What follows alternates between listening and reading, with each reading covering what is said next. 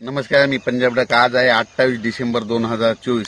आजपासून शेतकऱ्याला सांगणार की फक्त आता राज्यामध्ये उत्तर महाराष्ट्राकडेच म्हणजे आज 28 म्हणजे 29 तारखेपर्यंत तुरळक ठिकाणी पावसाची शक्यता आहे. पण राज्यामध्ये मात्र सर्व शेतकऱ्याला सांगू इच्छितो 30 डिसेंबर पासून म्हणजे परवापासून राज्यात थंडीला सुरुवात होणार आहे. नवीन वर्षाची सुरुवातच थंडीनं होणार आहे. म्हणजे 2025 म्हणजे 31 डिसेंबर ते 15 जानेवारी पर्यंत राज्यात तीव्र अशी थंडी येणार आहे. म्हणून हा अंदाज लक्षात. राज्यातल्या द्राक्ष शेतकरी, त्याच्यानंतर कांदा लागवडीच्या शेतकऱ्याला सांगू इच्छितो, तूर काढणाऱ्याला सांगू इच्छितो, तुम्ही काय करा, 30 डिसेंबर पासून तूर काढायला सुरुवात करा. कारण की राज्यामध्ये आता 15 दिवस काय पाऊस येणार नाही, फक्त तीव्र थंडीची लाट राहणार आहे. म्हणून हा अंदाज लक्षात द्यायचा. अचानक वातावरणात बदल झाला तर लगेच मेसेज दिला जाईल. पण राज्यात मात्र 30 डिसेंबर पासून राज्यात तीव्र थंडीची लाट राहणार आहे. म्हणून हा अंदाज लक्षात घ्यायचा. धन्यवाद.